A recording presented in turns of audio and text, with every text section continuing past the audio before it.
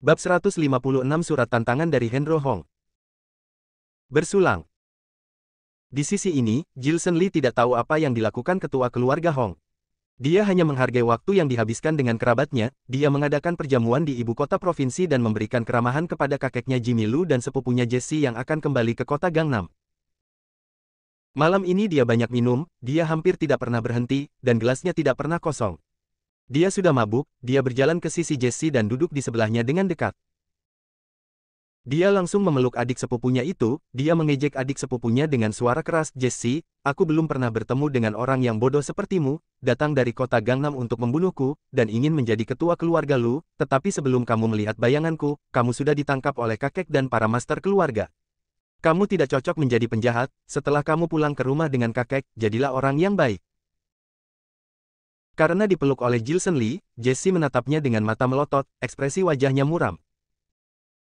Ayah Jesse adalah pemimpin organisasi Oyster di Provinsi Montana. Organisasi Oyster di satu sisi menjalani kehidupan monastik, di sisi lain mempelajari seni bela diri. Ayah Jesse adalah seorang biksu, dia juga seorang biksuni kecil, mereka hanya bisa dianggap sebagai setengah orang dari dunia persilatan. Keluarganya tidak begitu kaya, dia adalah gadis dengan status keluarga terburuk di antara generasi muda keluarga Lu. Bersama dengan Susie, Navier, gadis-gadis kaya lainnya, itu membuatnya memiliki kepribadian inferioritas. Dia ingin menghasilkan uang dan menjadi ketua keluarga Lu, mewarisi sejumlah besar uang keluarga Lu.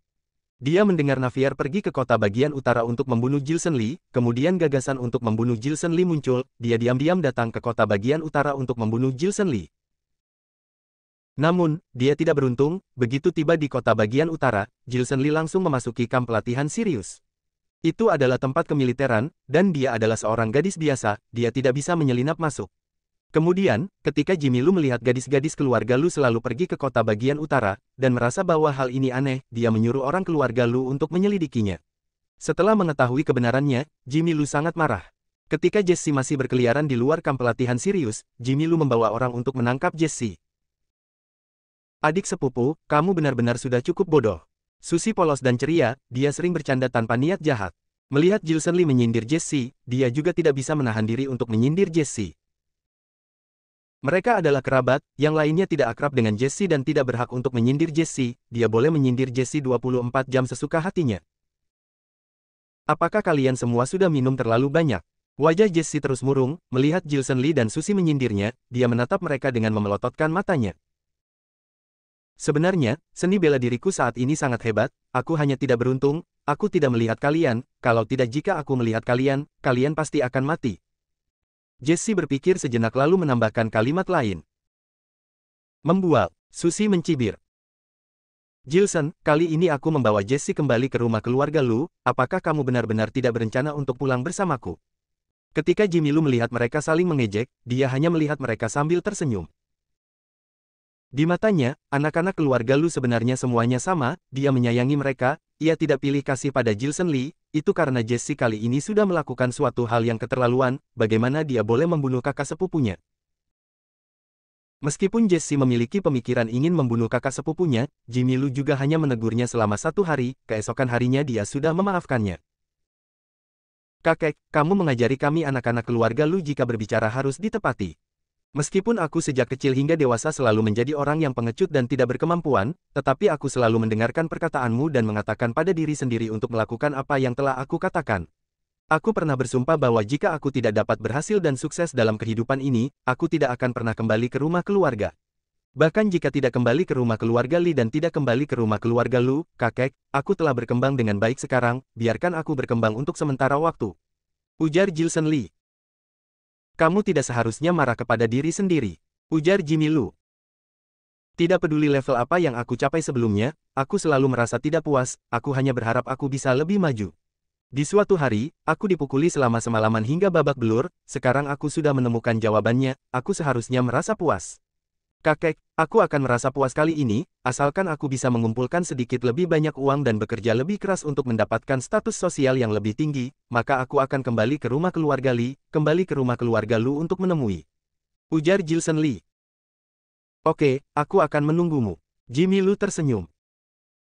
"Kak, Tommy mencuri uang. Ardam juga minum cukup banyak anggur," dia berpikir sejenak kemudian tiba-tiba berkata.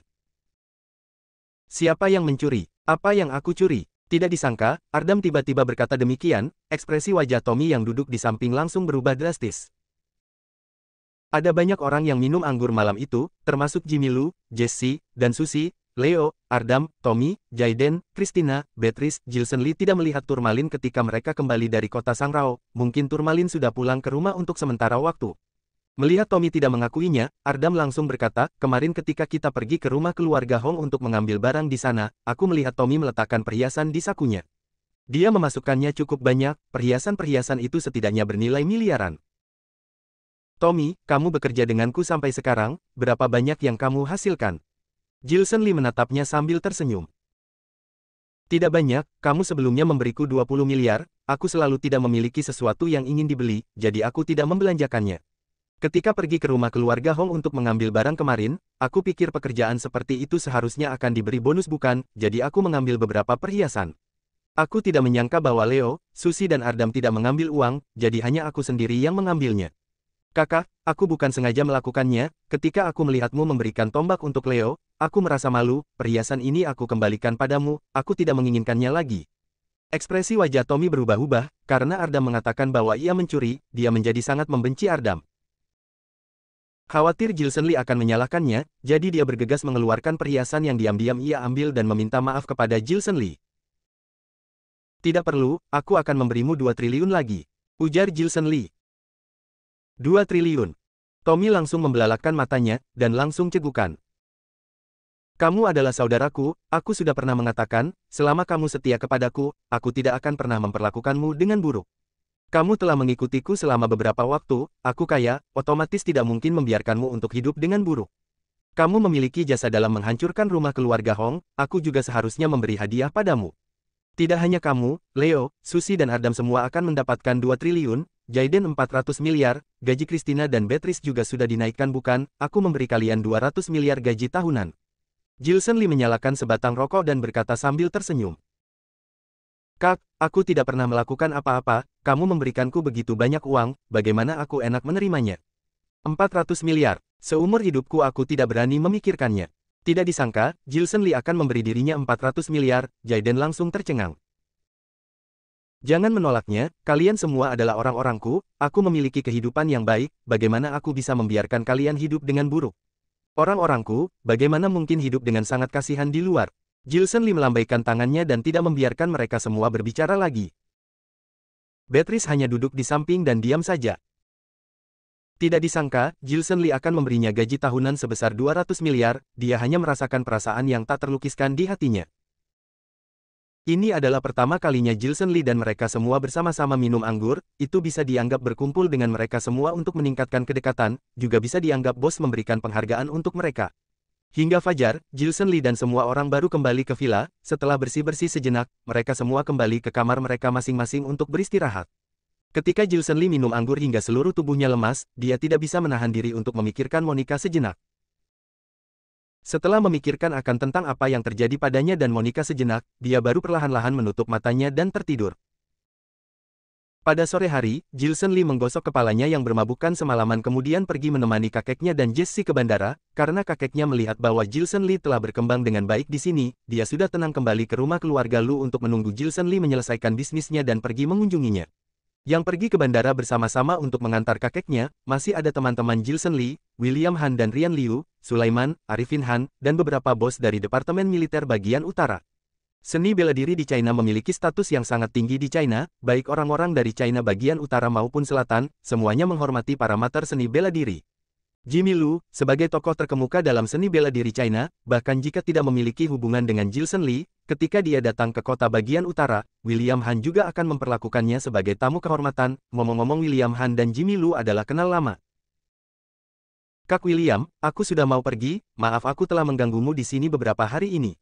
Cucuku masih harus banyak belajar, jika dia melakukan sesuatu yang salah, jangan sungkan padaku, perlakukan dia sebagai cucumu sendiri dan beri dia pelajaran. Dan aku memiliki sedikit kedudukan di kota Gangnam, kamu bisa datang ke kota Gangnam kapan saja, aku akan selalu menantikanmu. Jimmy Lou memegang tangan William Han dengan erat dan mengucapkan selamat tinggal pada William Han dengan enggan. Tuan Jimmy, aku iri padamu memiliki cucu yang baik.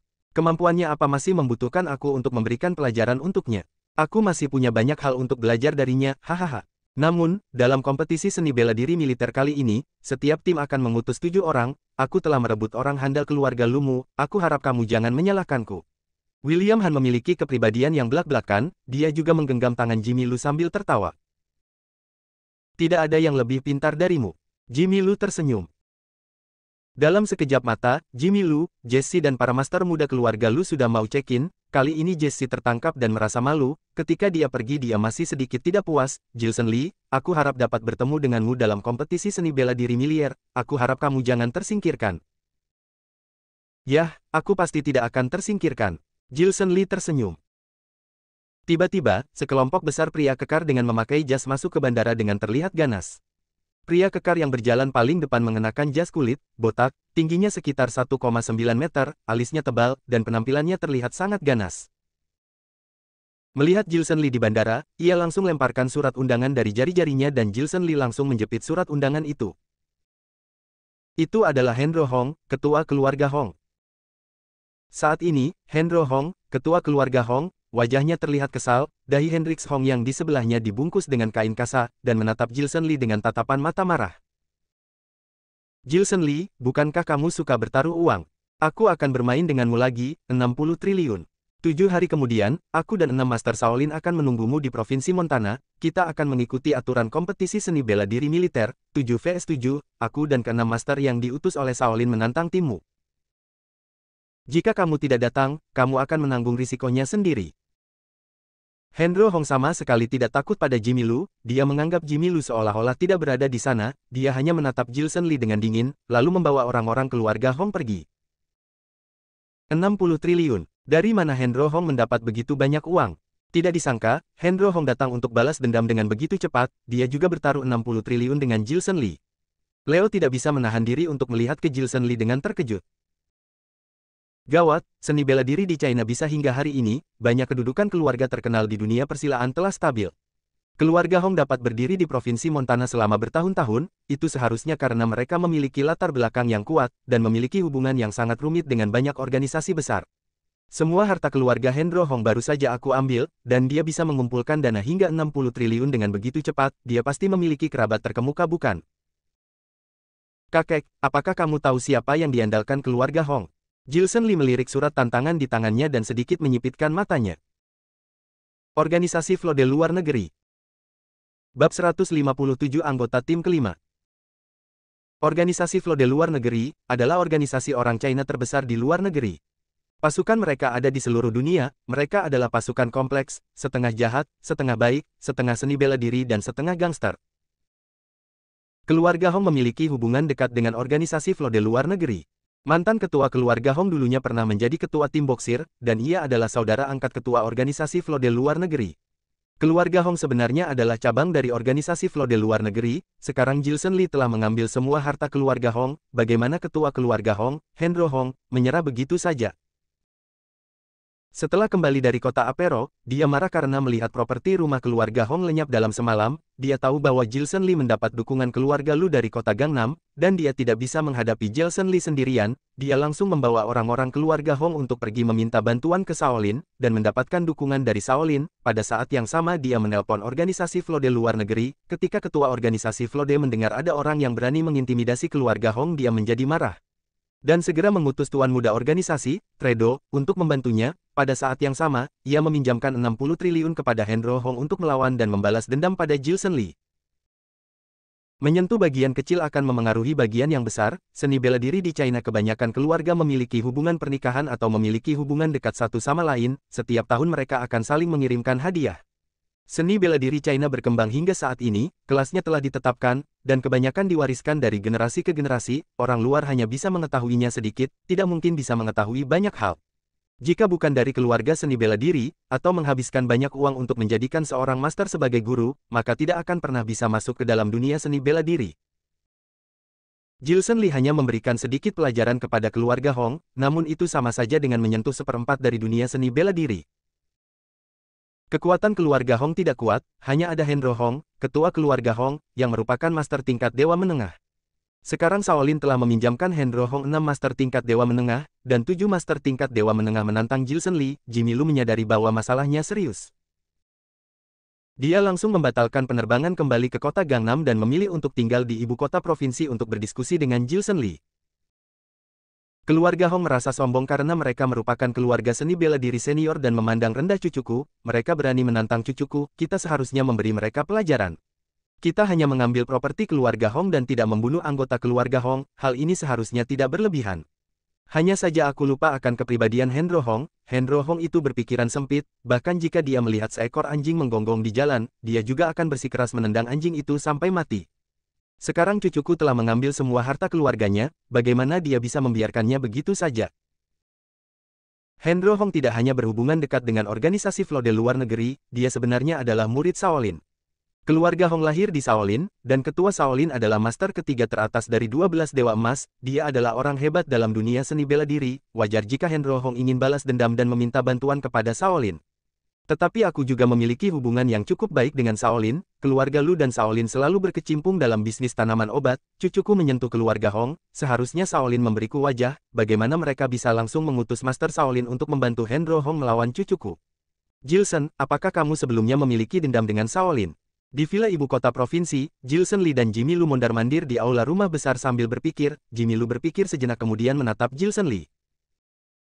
Aku memang punya sedikit dendam dengan Shaolin, sebelumnya, aku menangkap seorang murid yang ditinggalkan Shaolin, kemudian seorang biksu senior Shaolin memimpin sekelompok master untuk menyuruhku mengembalikan orang mereka, aku mengabaikannya, dan langsung melumpuhkan kedua tangan dan kaki muridnya itu. Kemudian, aku menghancurkan cabang Shaolin lainnya, organisasi Fligle. Mungkin Shaolin ingin balas dendam padaku karena dua hal ini. Jilson Lee menyalakan sebatang rokok dan tersenyum pahit. Ternyata begitu, Jilson, kamu memiliki luka dalam yang serius, dibutuhkan setidaknya lebih dari 3 bulan untuk memulihkan kekuatan aslimu, dan master yang akan kamu lawan adalah ketua keluarga Hong, master tingkat dewa menengah, apakah kamu memiliki kepercayaan diri? Jimmy Lu bertanya. Kemampuan seni bela diriku saat ini tidak sebaik Hendro Hong, tetapi pengalaman tempurku jelas lebih banyak daripada Hendro Hong, aku memiliki kepercayaan diri. Hanya saja Hendro Hong menentangku melakukan pertandingan sesuai dengan aturan kompetisi seni bela diri militer, dan melakukan duel 7 orang denganku, aku belum memiliki 7 orang untuk membentuk tim, itu membuatku sedikit kesulitan. Ujar Jilson Lee. Seni bela diri Tommy cukup baik, dan aku tidak berencana merekrutnya menjadi anggota timku, aku membiarkannya menjadi ajudanku untuk membantuku menangani hal-hal sepele. Timku saat ini hanya ada aku, Susi, Ardam, dan Leo, jika hanya 7 vs 7 dengan Hendro Hong, kami berempat juga bisa bertarung melawan mereka, selama tim kami memenangkan 4 pertandingan berturut-turut, maka Hendro Hong bisa dianggap sudah kalah. Aku hanya takut akan ada kegagalan, jika kami kalah, aku harus memberinya semua kekayaan yang telah aku kumpulkan sekarang padanya, itu masih tidak cukup, aku masih akan berutang kepada Hendro Hong. Selain itu, di surat tantangan Hendro Hong, dia tidak hanya ingin bertaruh 60 triliun denganku. Aku mengambil semua hartanya, dan dia sangat ingin membunuhku. Dalam surat tantangannya tertulis, jika kami kalah, kami harus pergi ke Shaolin bersama mereka untuk mengintrospeksi diri seumur hidup. Kami semua hanya master dewa tingkat dasar, tetapi Henry Hong dan yang lainnya adalah master dewa tingkat menengah, bahkan jika kami melakukan yang terbaik, kami juga tidak mungkin bisa menang, jadi aku perlu mencari 3 master lagi agar lebih aman. Jesse, bagaimana seni bela dirimu? Jilson Lee menganalisis situasi antara timnya dan tim Hendro Hong dengan sedikit mengernyit, dia berpikir sejenak lalu melihat ke Jesse. Tidak masalah jika untuk mengalahkanmu, ujar Jesse. Jangan membual, sebelumnya ketika aku mengalahkan Sega Hong dengan 1 jari, aku melihat wajahmu sudah memucat. Ujar Jilson Lee. Itu karena aku terkejut, siapa yang dapat menyangka kamu yang sebelumnya tidak bisa apa-apa tiba-tiba menjadi begitu hebat. Aku memiliki jurus rahasiaku sendiri, jika aku mengeluarkan jurus rahasiaku, tidak ada yang bisa mengalahkanku. Ujar Jesse. Apakah kamu benar-benar bisa? Tanya Jilson Lee. Aku memiliki jurus rahasia. Temperamen Jesse tidak baik, nada bicara pada Jilson Lee selalu tidak sabar. Baiklah, untuk saat ini aku percaya padamu, aku harap kamu bukan membual, dan menjebakku dalam pertandingan. Jilson Lee mengangguk dengan ringan dan berkata kepada Jimmy Lu, kakek, kalau begitu pinjamkan Jesse padaku. Jika aku meminjamkan Jesse kepadamu, kamu masih kekurangan 2 orang, bagaimana kalau aku menyuruh kakak sepupumu yang memiliki keterampilan seni bela diri tertinggi untuk datang? Tanya Jimmy Lu. Kakak sepupu, dia belum tentu ingin membantuku. Jilson Lee menggelengkan kepalanya dengan ringan. Lelucon, cucu-cucu dari keluarga Lu ditantang oleh orang luar, kakak sepupumu dan kamu adalah kakak beradik, apakah dia tidak akan mau membantumu? Aku akan secara pribadi menyuruhnya datang untuk membantumu, apakah dia berani tidak mendengar perkataanku? Alis Jimmy Lu langsung mengerut hingga dalam. Kakek, meskipun kamu adalah kakek kami, dan kami semua menghormatimu. Tetapi ada banyak hal di antara kami yang tidak kamu ketahui. Jilson Lee tersenyum pahit, dia berkata kepada Jimmy Lu, ketika masih kecil, Navier selalu mencelakaiku, suatu kali dia sengaja membawaku ke kamar mandi kakak sepupu, dan aku melihat tubuh kakak sepupu. Bahkan jika kakek hadir, dia juga masih sangat ingin membunuhku, bagaimana dia bisa mau membantuku? Uhuk-uhuk. Setelah mendengarkan perkataan Jilson Lee, Jimmy Lu segera terbatuk. Ada banyak orang dari keluarga kaya seperti William Han dan Rian Liu di sana. Jimmy Lu tiba-tiba merasa konyol setelah mendengar perkataan Jilson Lee. Ketika masih kecil, Jilson Lee memiliki kepribadian inferioritas dan sedikit suka sendiri. Sejak dia kembali, ia mendapati bahwa cucunya memiliki banyak topik pembicaraan dengannya. Dia memiliki banyak anak dan cucu, ada banyak anak dalam keluarga jadi otomatis kacau. Meskipun Jilson Lee tidak sengaja melihat kakak sepupunya mandi, dan dia tidak memiliki niat jahat, tetapi bagaimana Jilson Lee bisa mengatakan ini padanya? Dan dia mengatakannya di depan umum. Apakah orang-orang yang kembali dari luar negeri sangat terbuka?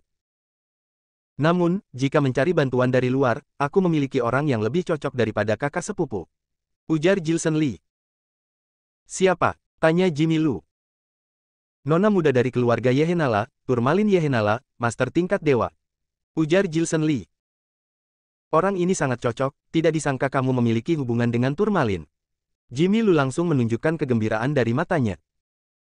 Masih kekurangan satu anggota tim, aku tidak ingin selalu mencari bantuan dari luar, aku harap dapat menemukan teman satu tim yang dapat bergabung dengan kami. Jilson Lee berpikir.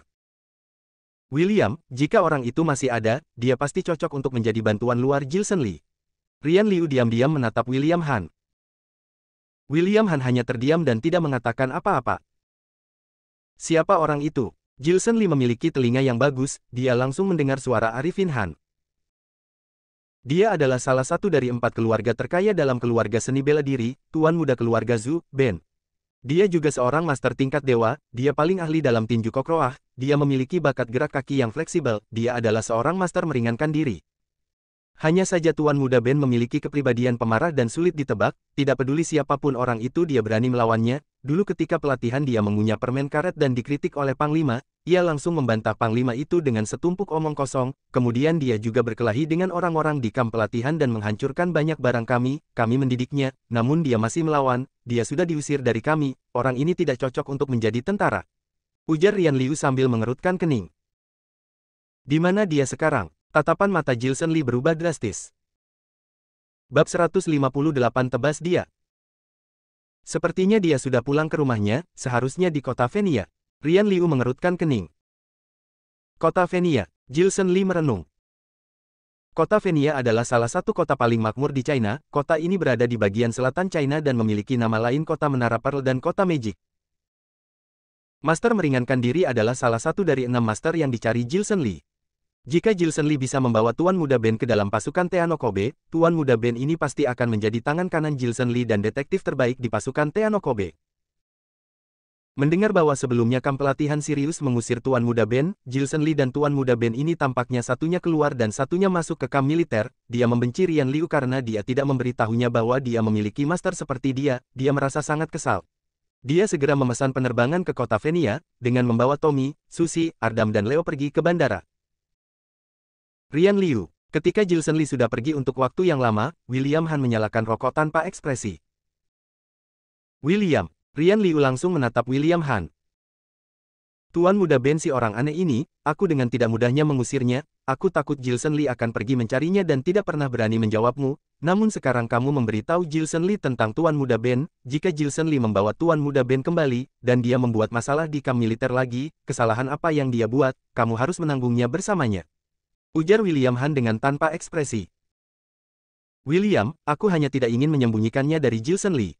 Setelah mendengar perkataan William Han, Rian Liu akhirnya tercengang, dan merasa sangat sedih. Jika ingin Tuan Muda Ben tidak membuat masalah, itu harus menunggu matahari keluar dari barat. Semoga saja Jilson Lee ini dapat mengendalikan Tuan Muda Ben. Semoga saja dia bisa mengendalikan Tuan Muda Ben. 5 jam kemudian, di keluarga Zhu di kota Venia. Ketika Jilson Lee dan rombongannya tiba, dan setelah ketua keluarga Zhu dan ibu Tuan Muda Ben mendengar niat kedatangan Jilson Lee, mereka berdua menangis kegirangan. Tuan Muda Jilson, apakah kamu ingin membawa Ben pergi? Oke, itu bagus, ini adalah hal yang menggembirakan.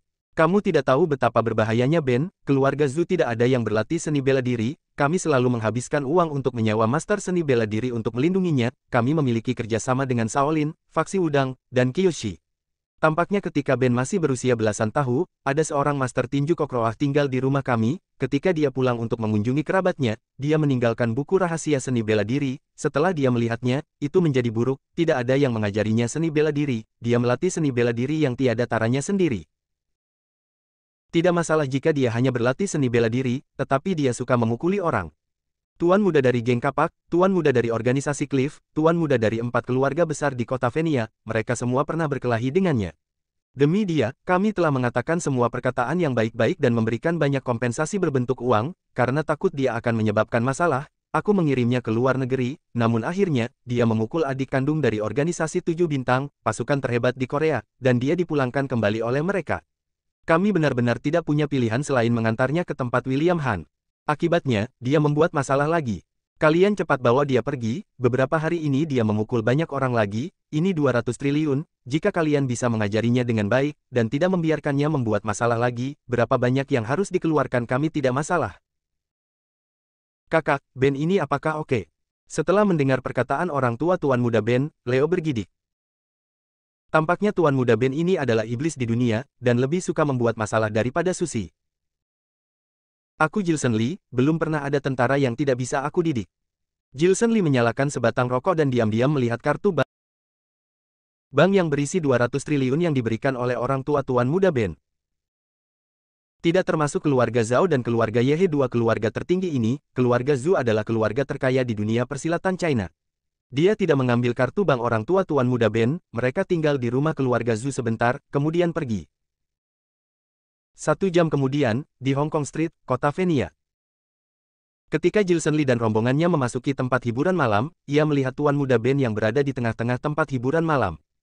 Karena Tuan Muda Ben tidak suka keramaian, Hong Kong Street adalah salah satu tempat hiburan malam terbesar di kota Venia, di sana sangat ramai, ada banyak pria tampan dan wanita cantik di sana, tetapi 30 meter di dekat Tuan Muda Ben adalah sebuah area kosong, tampaknya tidak ada orang yang berani mendekatinya, bahkan pelayan yang memberikan anggur pun tidak berani mendekatinya. Tampaknya Tuan Muda Ben ini sudah terkenal di kota Venia. Dia saat ini sudah minum cukup banyak anggur, sepasang matanya merah, dia sedang menatap setiap pria dan wanita muda di tempat hiburan malam. Para pria dan wanita muda itu mengenalnya, mereka dibuat merinding karena ditatap oleh Tuan Muda Ben, jadi mereka tidak berani melihat ke arahnya.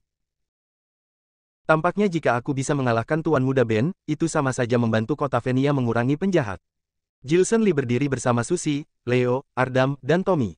Jilson Lee menatap Tuan Muda Ben dengan tersenyum tidak berdaya, dia berpikir dalam hati Tuan Muda Ben ini benar-benar tidak mudah disinggung. Kak, Tuan Muda Ben sudah melihatmu. Ketika Tommy melirik Tuan Muda Ben, dia merasa bahwa dia bukan orang yang baik. Ketika Tuan Muda Ben menatap Jilson Lee dengan mata merah darahnya, Tommy langsung merasa merinding. Dia menyadari bahwa orang jahat di sekitar Jilson Lee semakin banyak, Susi dan Leo, kedua orang ini satunya lebih kejam dari satunya, hanya Ardam yang memiliki kepribadian yang lebih baik. Namun, ada banyak bom yang tersembunyi di tubuh Ardam, ia takut jika suatu hari cuaca terlalu panas dan suhu udara naik terlalu tinggi, bom di tubuh Ardam akan menyebabkan kecelakaan. Tidak ada orang di sekitar Jilson Lee yang bisa disinggung. Jilson Lee kebetulan selalu mengawasi Tuan Muda Ben, matanya kebetulan bertatapan dengan Tuan Muda Ben. Apa yang kamu lihat? Kebanyakan orang, ketika mereka saling bertatapan, biasanya kamu melihat aku, dan aku melihatmu lagi, kemudian orang ini melihatnya lagi, dan orang lainnya melihatnya lagi, mereka berdua saling bertatapan untuk waktu yang lama, kemudian dia tidak tahan lagi dan akhirnya bertanya. Tuan Muda Ben ini memang orang yang memiliki kepribadian belak-belakan, dia hanya bertatapan dengan Jilson Lee sebentar, lalu dia berdiri dengan mata memerah dan berjalan menuju ke Jilson Lee. Di mata Jilson Lee, Tuan Muda Ben ini masih anak-anak, dia tidak takut pada Tuan Muda Ben. Tuan Muda Ben, kamu sepertinya suka membuat masalah. Jilson Lee melihatnya berjalan mendekat dan dia hanya menatapnya sambil tersenyum. Aku suka membuat masalah, apakah itu urusanmu? Tanya Tuan Muda Ben. Namaku Jilson Lee, ujar Jilson Lee. Aku mengenalmu, Ketua Empat Raja Tentara Luar Negeri, aku pernah mendengar tentangmu ketika aku berada di Korea, aku dengar kamu merampok barang-barang dari Ketua Organisasi Tujuh Bintang, barang itu adalah narkoba bukan, kamu menghancurkan semua barang mereka, Rizky menawarkan hadiah 10 miliar dolar AS untuk membunuhmu. Aku juga tahu bahwa kamu kekurangan rekan tim, kamu telah merampok semua properti keluarga Hong, Hendro Hong sangat marah dan dia ingin membunuhmu, dia sudah merekrut orang-orang dari organisasi Flode Luar Negeri dan Shaolin juga mengutus 6 master tingkat Dewa Menengah untuk menantangmu. Timmu hanya memiliki 4 orang, Tommy ajudanmu ini tidak termasuk. Masalah kamu ingin memintaku membantumu tidak perlu dibahas lagi, William Han si tua bangka itu, aku merasa sangat kesal saat melihatnya, aku tidak ingin kembali ke kamp pelatihan Sirius lagi. Bahasa Mandarin Tuan Muda Ben sangat baik, kecepatan berbicara sangat cepat, dia langsung berkata panjang lebar. Ternyata kamu sangat pintar, dan sangat berpengetahuan. Gilson Lee menatapnya dengan terkejut, dia bahkan lebih merasa terkejut di dalam hatinya. Tuan Muda Ben mengerti 8 bahasa asing dan 6 dialek. Dia dikeluarkan dari banyak sekolah sejak masa kecilnya dan dipulangkan kembali ke China oleh banyak negara, apakah aku pintar atau tidak, berpengetahuan atau tidak, aku tidak perlu dipuji oleh tentara bayaran sepertimu. Tuan Muda Ben menatap Gilson Lee dengan tatapan meremehkan, dia berbalik, dan berjalan menuju sofanya. Melihat bagian belakang Tuan Muda Ben, Gilson Lee tahu bahwa dia bukan hanya berbakat sebagai master seni bela diri, dia juga seorang pemuda yang cerdas dengan berwawasan. Tommy melihatnya dengan tercengang, dia berpikir dalam hati berapa banyak sekolah yang mengeluarkannya, sehingga dia bisa menggunakan begitu banyak dialek dan bahasa asing. Pada saat ini, Gilson Lee tiba-tiba didorong dengan keras dari belakang, sekelompok besar pria kekar langsung mendorong Gilson Lee ke samping, mereka dengan cepat mengeluarkan kapak dari tubuh mereka, begitu mereka melihat Tuan Muda Ben yang duduk di atas sofanya sambil minum alkohol, ada orang yang langsung berteriak, orang ini kemarin melukai Tuan Muda kelima dari organisasi kapak kita, tebas dia. Bab 159 Tuan Muda Ben meminta bantuan. Geng kapak adalah geng yang sudah lama di kota Venia, dan merupakan geng terhebat di kota Venia. Dengar dengan ketua geng kapak memiliki belasan istri, dan 20 lebih putra dan putri, yang dilukai Tuan Muda Ben kemarin adalah putra kelima dari ketua geng kapak, salah satu dari 20 lebih anak ketua geng kapak. Meskipun ketua geng kapak memiliki banyak anak, tetapi dia adalah ketua geng kapak yang merupakan geng terhebat di kota Venia, bukan sembarang orang bisa mengintimidasi putranya. Sekarang Tuan Muda kelima geng kapak dilukai oleh Tuan Muda Ben, sebelum ketua geng kapak mengetahuinya, anak buahnya sudah datang ke tempat hiburan malam untuk balas dendam pada Tuan Muda Ben. Tuan Muda Ben sejak kecil memiliki temperamen buruk, tidak peduli apakah dia bisa seni bela diri atau tidak peduli siapa ayahnya, tidak peduli bagaimana lawannya, tidak peduli siapapun orang itu, dia berani menyinggungnya. Di sepanjang hidupnya ia terus membuat masalah, orang tuanya membantunya untuk menyelesaikannya, ia membuat masalah lagi, orang tuanya membantunya menyelesaikannya lagi. Meskipun orang tuanya adalah orang kaya ketiga yang tersembunyi di China, tetapi orang yang disinggung oleh Tuan Muda Ben bukanlah orang kecil. Kehidupnya hampir menjadi legenda, banyak senior di dunia persilatan setelah mendengar nama Tuan Muda Ben, mereka akan berpikir dalam hati, bagaimana Tuan Muda Ben ini bisa hidup sampai hari ini. Dalam sekejap mata, ratusan preman sudah berkerumun di depan Gilson Lee. Orang-orang ini tidak mengganggu orang biasa, mereka hanya ingin membunuh Tuan Muda Ben. Setelah melihat Tuan Muda Ben yang duduk di kursi, setelah seorang pemimpin geng itu berteriak untuk membunuhnya, ratusan pria kekar langsung bergegas menyerang Tuan Muda Ben dengan memegang kapak.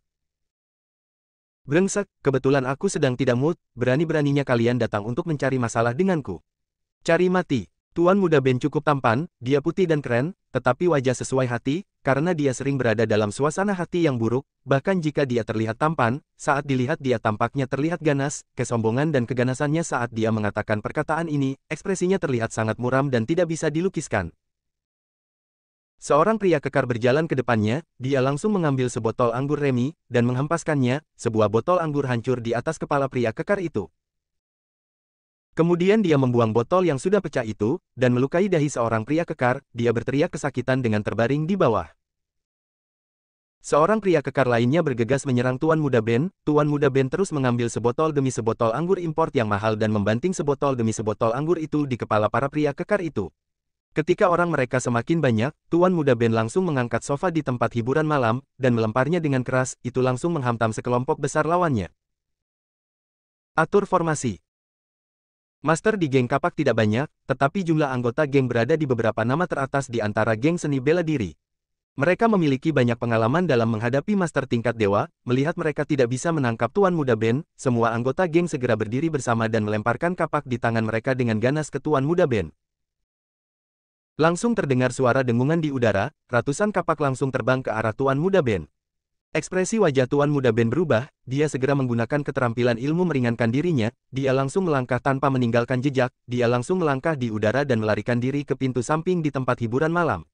Ketika dia baru lolos beberapa langkah, ratusan kapak menebas dinding lokasi tempat ia berada tadi. Kejar! Melihat Tuan Muda Ben melarikan diri, anggota geng kapak langsung mengejarnya. Kak, Tuan Muda Ben pintar sepertimu. Leo melihat ke Jilson Lee dengan terkejut. Dia menyadari bahwa Tuan Muda Ben sama seperti Jilson Lee, memiliki kemampuan yang cukup kuat, auranya juga cukup mengerikan, tetapi dia tidak pernah mau merugi, ketika dalam bahaya pasti akan melarikan diri. Ayo kita lihat. Jilson Lee tersenyum dan berjalan keluar dari tempat hiburan malam dengan Susie, Leo, Ardam dan Tommy. Tepat ketika mereka melangkah keluar dari tempat hiburan malam, mata mereka langsung tercengang. Mereka melihat masih ada ribuan orang geng kapak di luar tempat hiburan malam. Ya, ada ribuan anggota geng. Para anggota geng ini memiliki kemampuan di atas level dewasa. Pada saat ini, Tuan Muda Ben telah dikepung oleh orang-orang geng kapak dan sedang bertarung habis-habisan dengan orang-orang geng kapak. Di luar tempat hiburan malam sudah dipenuhi dengan pria kekar dengan membawa kapak, mereka menempati seluruh jalan di luar tempat hiburan malam, dan tidak bisa melihat ujungnya sama sekali.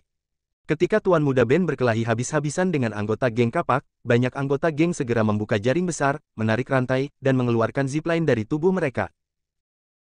Seorang pemuda yang wajahnya ditempel kain kasa berdiri di atas mobil Rolls-Royce di tengah kerumunan. Pemuda itu menatap Tuan Muda Ben dengan tatapan mata kebencian yang mendalam. Dia menyentuh memar di wajahnya yang merupakan bekas dipukul oleh Tuan Muda Ben. Dia berdiri di mobil dan berteriak keras, "Bunuh Ben ini, siapa yang bisa membunuhnya? Aku akan memberinya 20 miliar. Pemuda ini adalah Tuan Muda kelima yang dipukul oleh Tuan Muda Ben kemarin. Ubah formasi, ujar seorang pria muda kurus tanpa ekspresi dan dia mengenakan topi di kepalanya. Ketika pemuda itu memberi perintah, para pria kekar yang mengepung Ben berpencar dengan cepat. Pada saat yang sama, para pria kekar berlari masuk dari pinggiran dengan memegang jaring besar. Begitu melihat Tuan Muda Ben yang baru saja menghela napas lega, mereka langsung melemparkan jaringnya ke arahnya. Formasi jelek seperti ini ingin menangkapku. Ekspresi Tuan Muda Ben sangat ganas, dia memiringkan mulutnya dan melirik ke jaring besar yang datang dari semua tempat. Dia menggunakan metode kecepatan tubuh dan keluar dari bawah jaring besar. Ketika jaring besar yang terbang ke arahnya terlalu banyak, dan jarak antara jaring besar dan jaring besar terlalu kecil, dia tidak bisa menyelip ke bawah jaring besar. Dia tiba-tiba mengubah tangan kanannya menjadi bentuk kait. Melihat jaring besar semakin dekat dengan tubuhnya, dia langsung berbalik dengan sebisanya. Pada saat yang sama dia melengkungkan jari-jarinya dan menarik jaringnya. Dia membalikkan tubuhnya, dan ia langsung berada di atas jaring. Tubuhnya memelintir bagian tengah jaring, tubuhnya tinggi dan kurus segera berputar di udara, dan jurusnya langsung membuat para pria itu terlempar. Lalu ia berguling beberapa kali ke udara, kaki kiri menginjak dengan lembut ke kaki kanannya lagi. Dia melihat ke arah lantai 3 di sisi kanannya dan ia terbang melarikan diri. Ganti formasi kapak. Pemuda kurus itu sepertinya sudah akrab dengan cara menangkap Tuan Muda Ben. Ketika dia melihat Tuan Muda Ben ingin melarikan diri, dia tidak panik sedikit pun, dan ia berkata dengan nada bicara tenang. Terdengar suara gemerincing, para pria kekar di bawahnya segera menerbangkan kapak ke arahnya. Bagian lain dari kapak yang terbang dilemparkan oleh para pria kekar itu mengeluarkan rantai, dan pada saat ini rantai yang tak terhitung jumlahnya mengeluarkan suara gemerincing. Tuan Muda Ben baru saja menghindari satu kapak terbang, dia memiringkan tubuhnya dan menghindari kapak terbang. Tiba-tiba terdengar suara keras, punggungnya terkena kapak terbang, dan ada 2 atau 3 kapak lagi menghantam bahu dan pahanya. Ia tiba-tiba langsung terjatuh ke bawah seperti burung yang sayapnya patah. Setelah dia terjatuh, jaring rantai raksasa dengan cepat diturunkan.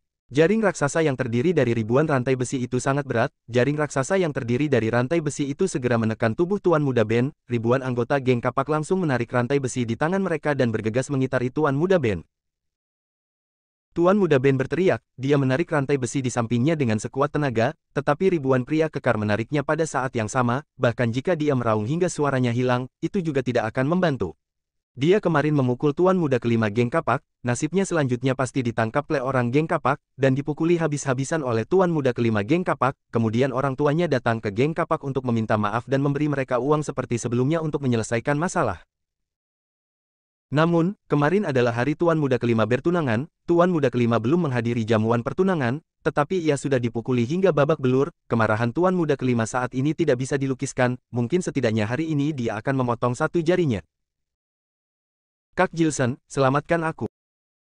Aku. Ketika Tuan Muda Ben hampir ditangkap, dia melirik mata Tuan Muda kelima yang tampak sangat ingin membunuhnya. Dia tahu bahwa hari ini dia dalam bahaya. Dia berpikir sejenak, lalu dia tiba-tiba berteriak dan meminta bantuan pada Jilson Lee. Sekarang sudah tahu memohon kepadaku. Jilson Lee sedikit mengangkat alisnya. Bab 160 Pusat Perhatian. Kak, kamu harus berpikir lagi. Walaupun geng kapak tidak memiliki master, tetapi anggota geng ini ada banyak, mereka ahli dalam taktik mengepung untuk mengalahkan master. Sedangkan kota Venia adalah tempat kekuasaannya geng kapak, di kota Venia mereka memiliki 300.000 anggota. Jika karena pemuda ini kita berurusan dengan geng kapak, takutnya kita akan kesulitan dan tidak bisa meninggalkan kota Venia. Leo langsung membakar seputung rokok, melihat anggota geng kapak membuat kulitnya kepala merinding. Para seni bela diri takut akan teknik mengepung, terutama teknik mengepung geng kapak sangatlah kompak. Kali ini mereka jauh-jauh datang ke sini, cuma untuk menarik anggota kelima yaitu Tuan Muda Ben. Tapi Tuan Muda Ben terlalu sering buat onar, bahkan dia bisa membuat ribuan anggota geng kapak untuk mengepungnya. Leo juga berniat untuk membantu Tuan Muda Ben, tapi dia takut bukannya bisa menyelamatkan Tuan Muda Ben, malah membuat pasukan di kota Venia lenyap. Lapor polisi. Tommy tiba-tiba memiliki ide, dan mengeluarkan ponsel. Dia langsung terbengong saat mengeluarkan ponselnya dan melihat signal. Orang di dunia persilatan biasanya mengerjakan sesuatu sangat terampil, gesit dan akurat, sangat jarang bisa memberikan lawan kesempatan. Sebelum geng kapak melawan Tuan Muda Ben bukan hanya membersihkan gangguan sekitar, mereka sudah mengosongkan Hong Kong Street, dan sudah memblokir signal yang masuk di sepanjang jalan sini, agar orang lain tidak bisa memanggil polisi dan mengganggu rencana mereka. Menghadapi geng kapak yang ahli dalam menghadapi para master, Jilson Lee juga sedikit pusing. Kak, Tuan Muda Ben ini sangat sombong, saat tahu siapa dirimu, dia sudah sombong dan memancing emosimu, bagaimana kalau kita tidak usah memperdulikan mereka, biarkan mereka mau hidup atau mati. Lagian keluarga Zhu sangat kaya, geng kapak juga tidak mungkin akan menyakiti Tuan Muda Ben ini, paling hari ini hanya akan memberi pelajaran sedikit pada Tuan Muda Ben, keesokan harinya orang tua Tuan Muda Ben ini juga akan menebus dia dengan uang. Kata Susi. Kurang ajar, kamu berani memukulku. Di sana, Tuan Muda Ben sudah dirantai oleh geng kapak dengan kuat. Andre Wang turun dari mobil mewahnya, dan berjalan ke depan Tuan Muda Ben, mengelus wajah memar yang kemarin habis dipukul olehnya. Satu tamparan keras mendarat di wajah Tuan Muda Ben. Selanjutnya, Tuan Muda Ben masih tidak menyerah, dengan satu kakinya dia menendang rantai yang mengikatnya. Gelandangan kecil, kemarin adalah hari pertunangannya aku buru-buru bawa mobil, saat melewati sungai Bangau, hanya dari dalam mobil kelihatan kamu berani memarahi aku, dan keluar dari mobil untuk memukul aku. Karena gelandangan seperti kamu, tunanganku dengan 4 keluarga besar terganggu, jika begini, dalam 1 bulan ini tidak bisa tunangan dan foto prewed, hari ini jika aku tidak memotong 1 jari tanganmu, kamu masih berpikir kalau kamu adalah pemimpin di kota Venia. Bawakan kapak ke sini. Andre Wang memarahi Tuan Muda Ben sambil menunjuk wajahnya sendiri, sambil berbalik melihat pemuda kurus menyuruhnya mengambilkan kapak. Sampah, kenapa jika aku pukul kamu? Siapa yang menyuruh kamu kemarin mengendarai mobil sambil berkata, buta ya buat aku kaget saja. Orang seperti kamu memang pantas dipukul, aku sekarang merasa menyesal karena kemarin aku hanya memukulmu dengan ringan. Andre Wang, kalau kamu memang hebat bunuh aku hari ini, kalau kamu tidak bunuh aku, besok aku akan membunuh seluruh keluargamu. Tuan Muda Ben walaupun sedang diikat tapi masih saja tidak mengalah, wajahnya yang galak menatap Andre Wang. Ayo, masih mau bunuh seluruh keluargaku. Kamu lihat rupa gelandanganmu ini, kamu mirip seorang kura-kura hidup. Aku sekarang hanya akan mengambil 1 jarimu, lihat bagaimana kamu akan membunuh seluruh keluargaku. Andre Wang marah hingga tertawa, saat itu di tangannya sudah memegang kapak. Dia langsung memerintahkan anak buahnya untuk menarik tangan Tuan Muda Ben, lalu menekan tangannya dengan kuat di tanah dan hanya menyisakan 1 jari. Tuan Andre, Tuan Muda Ben walaupun sangat menyebalkan dan kemarin sudah merusak pertunanganmu, tapi kekayaan keluarga Zhu sangat mengejutkan, keluarga terkaya di 4 keluarga besar Wulin, keluarga mereka tidak ada master, tapi mereka bisa membayar semua master untuk melakukan sesuatu demi keluarga mereka, sedangkan geng kapak kita terkadang memiliki masalah di ekonomi juga meminjam dana pada keluarganya, jika kamu membuat cacat anak kesayangan keluarga Zhu, kedepannya hubungan kita dengan keluarga Zhu akan sulit. Pemuda kurus setelah berpikir berjalan ke samping Andre Wang, dan mengatakan padanya dengan nada bicara yang tenang. Sampah, sini, bunuh aku. Tuan Muda Ben berteriak pada Andre Wang. Kurang ajar, kalau bukan karena keluargamu yang kaya, kamu pasti sudah mati dari awal, semuanya melihat ayah dan ibumu, kamu masih tidak tahu apa yang terjadi. Melihat Tuan Muda Ben menantang dirinya, mata Andre Wang dipenuhi rasa emosi. Kak, kamu tidak usah khawatir, hari ini aku akan memotong satu jarinya dan membuatnya cacat, jika ada masalah aku yang akan bertanggung jawab. 20 lebih saudara geng kapak kita dipukul oleh gelandangan ini, hari ini aku akan membalaskan dendam untuk saudara-saudara kita. Setelah Andre Wang berkata, langsung mengibaskan kapak, dengan kuat mendarat di jari Tuan Muda Ben. Ah! Tuan Muda Ben melihat kapak Andre Wang di jarinya sendiri, berteriak dengan keras. Kak, Andre Wang benar-benar akan memotong. Ekspresi wajah Leo langsung berubah, dia sangat menyesal tidak segera membantu Tuan Muda Ben. Walaupun emosi Tuan Muda Ben sangat besar, tapi rupanya yang tampan putih dan bersih. Jika jari tangannya dipotong oleh Andre Wang, sekalipun dia kehilangan satu jari juga tidak akan mempengaruhi bela dirinya, dia kehilangan satu jari juga masih tetap indah. Dia masih sangat muda, sayang sekali jika satu jarinya dipotong oleh Andre Wang. Bagaimana kalau kita cepat membantu dia, bawa dia ke rumah sakit untuk menyambungkan jarinya sepertinya masih sempat. Ardam sedikit mengerutkan kening. Lalu, saat Tuan Muda Ben membuka matanya, dia melihat jarinya masih ada, jarinya yang dipotong oleh Andre Wang sama sekali tidak mengeluarkan darah. Apakah Andre Wang sengaja menakuti dia? Andre Wang juga master bela diri, salah satu Grandmaster tingkat lanjutan. Dia mengarahkan kapaknya di jari dengan tepat, terlihat seperti dia sudah memotong jarinya, sebenarnya kapak mendarat di samping telapak tangannya, ujung kapak sama sekali tidak melukai tangannya. Kurang ajar, aku menakutimu. Piak, tamparan dari Andre Wang mendarat di wajahnya. Cuma kali ini aku benar-benar akan memotong. Andre Wang langsung menarik kapak, dan satu kapak memotong jarinya. Tuan Muda Ben dengan gugup melihat kapak Andre Wang yang mendarat. Saat Andre Wang mengibaskan kapak, tubuhnya seketika mengeluarkan keringat dingin. Masih sama seperti tadi, Andre Wang hanya menakutinya. Brengsek. Walaupun hati Tuan Muda Ben sangat ketakutan, tapi mulutnya masih tidak mengaku kalah. Baik, kamu bilang aku brengsek, kali ini aku akan potong jarimu dengan mata tertutup. Andre Wang sepertinya senang menakuti Tuan Muda Ben, dia meminta anak buahnya mengambilkan kain hitam untuk menutupi matanya. Kali ini Andre Wang tidak bercanda, karena mata Andre Wang tertutup oleh kain hitam dan dia tidak dapat melihat apapun, jika kapaknya mendarat, setengah kemungkinan akan memotong jari Tuan Muda Ben. Tuan Muda Ben juga sangat sayang dengan jarinya, dia tahu jika kehilangan satu jari akan mempengaruhi sisi indahnya, bahkan jika kekurangan satu jari tidak akan semudah dulu lagi. Hatinya mengeluarkan keringat dingin, tapi mulutnya tidak mengaku kalah sedikit pun. Aku akan potong loh. Andre Wang tertawa dengan jahat, dengan kain hitam yang menutupi mata, Andre Wang sembarangan mengibaskan kapaknya. Kurang ajar, Tuan Muda Ben melihat Andre Wang pas mengarah ke jarinya, wajahnya perlahan memucat.